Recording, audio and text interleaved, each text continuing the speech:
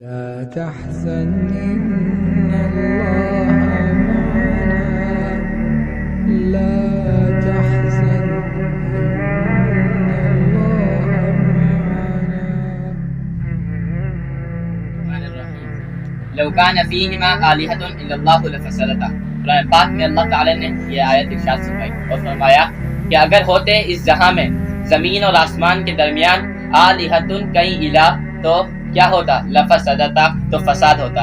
اس بات کی عقلی دلیل بھی دنیا میں موجود ہے کہ اگر ایک ہی چیز کے دو مالک بنا دیے جائیں تو ہر مالک یہ چاہے گا کہ میں ہی اس چیز میں تصرف کروں، اور جب ایک بندہ تصرف کرے گا تو دوسرے بندے کے دل میں بھی یہ لالچ اٹھے گی کہ میں بھی تصرف کروں، اور جب یہ لالچ اٹھے گی تو پھر ان دونوں میں لڑائی ہوگی۔ اور اسی بات کے عقلی دلیل کے طرف انسان کی عقل کے لیے ہی یہ آیت ارشاد ہوئی کہ لو کان فیہما، کہ اگر اس جہاں میں کئی خدا ہوتے تو فساد ہوتا۔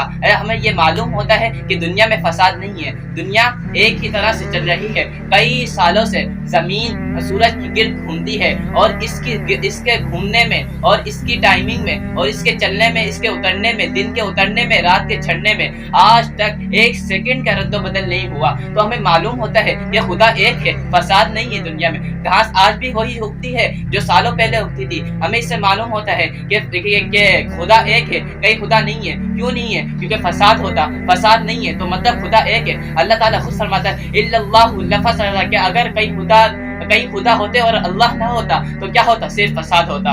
السلام علیکم ورحمۃ اللہ وبرکاتہ۔